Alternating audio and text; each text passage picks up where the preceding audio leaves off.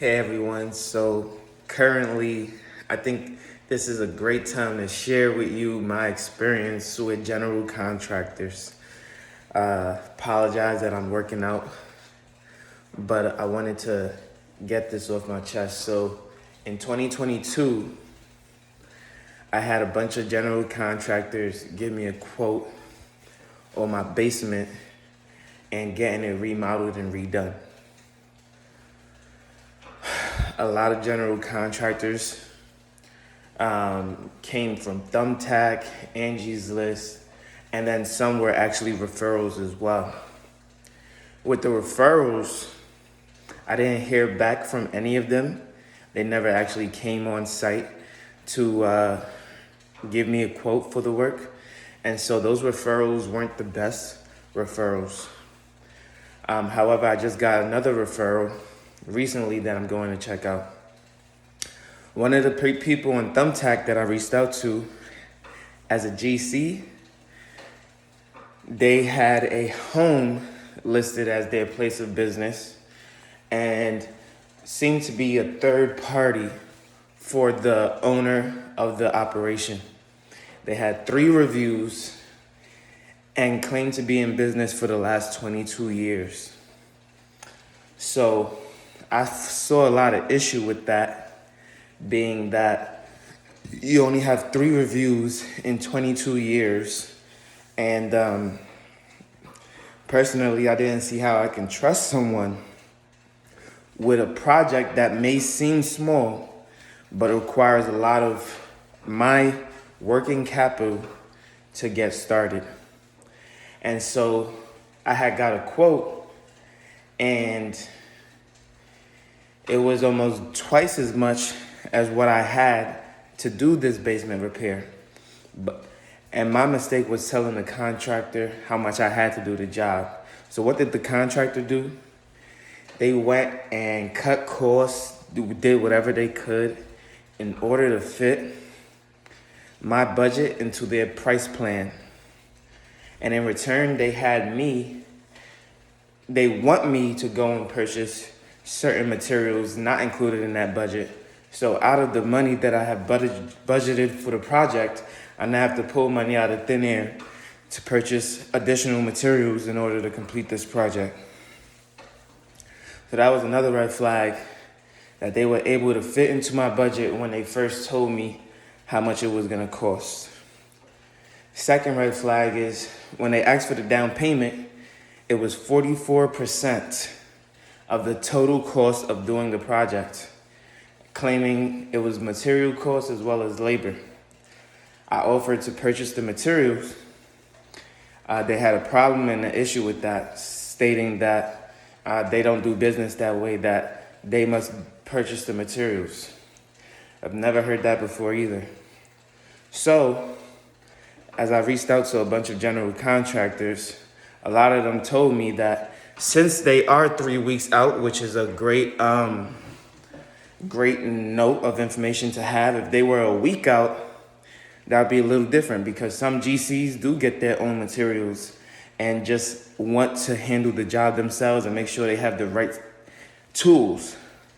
But since this contractor was 3 weeks out to starting my project and breaking ground, I just felt like I could have had these products delivered just as quickly, and you could have broke ground same day without needing the overhead cost of materials, and now I just be paying for labor straight from you. Another issue, now that I'm thinking about it, is that they did not separate labor and materials. Because they didn't separate labor and materials, they do not have the information that I need in order to determine how much I have to pay them for labor versus materials. So materials is just all bunched in there. I could be paying twice as much for materials and just a fraction of what I'm supposed to be paying for labor. Whatever the case may be, I may be overpaying for these things. And how do I know whether or not I'm overpaying is when you get additional bidders. So a lot of people have bidded me on my project, just labor. Some have bidded me labor and materials, but a lot of the GCs did not include plumbing, which I needed done.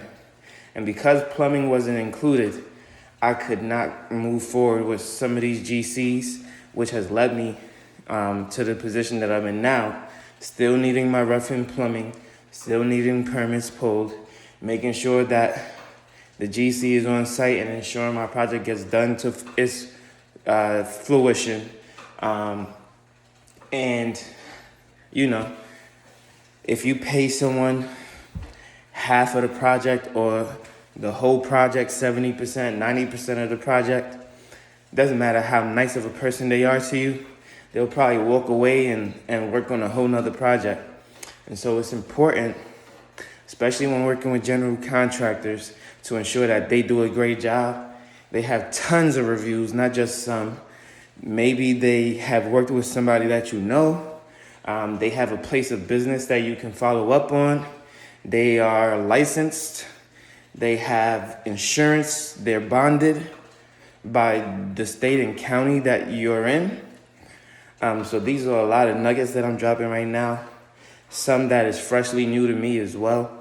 And so I wanted to share this for anybody looking to get some work done, because I think it's very, very important that you're well aware of what you should be doing and how things should be done in order to get the best job. And when somebody tells you, hey, I don't do business this way, or I don't do this, I don't do that, I don't do this, I need to make sure that I get paid, I've been screwed before, blah, blah, blah.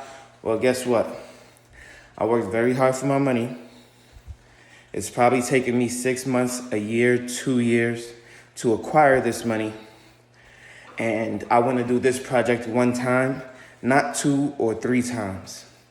So in order to ensure that it's only going to be done one time, I need to maximize this opportunity and make sure that I can trust the person who is doing the job. Because I don't trust them, I had to go out and get significantly more bids now. I had to use a different site, had to look for people who had more than 30 reviews, a lot of work, a big company, getting business done, a lot of moving parts and pieces, so that I can say, okay, I trust these people to do the job.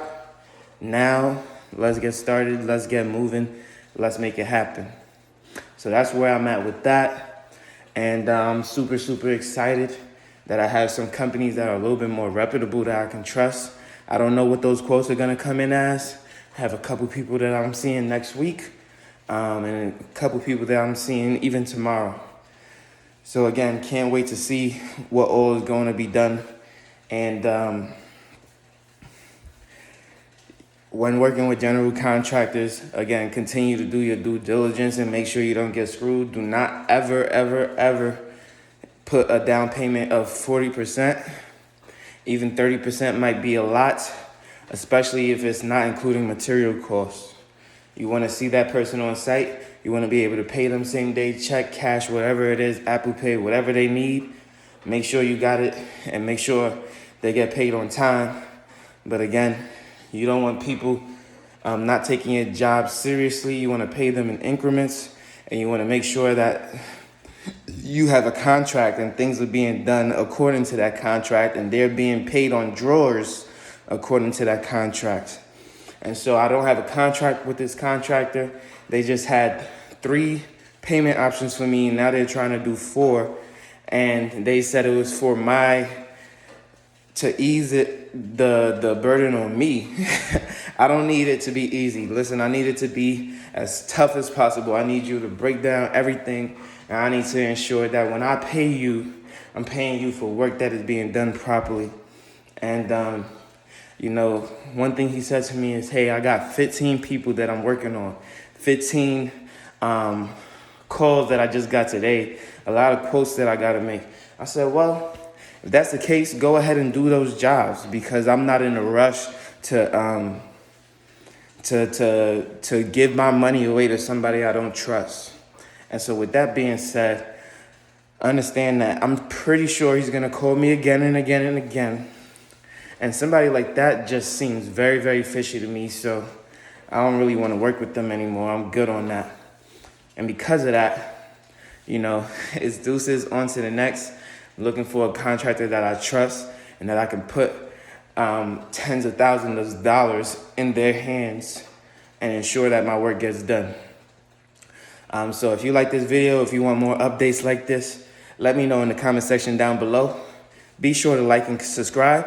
You know I post every single day at 8 a.m. daily, and I can't wait to see you on the next one. Peace.